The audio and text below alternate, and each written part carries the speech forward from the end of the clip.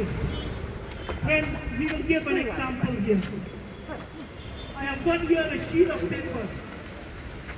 This paper is the statistics given by the State Education Department. It is just an example.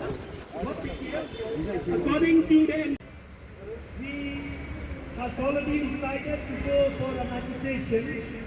I think there is not much to be said or to be spoken. It is time to go for an action.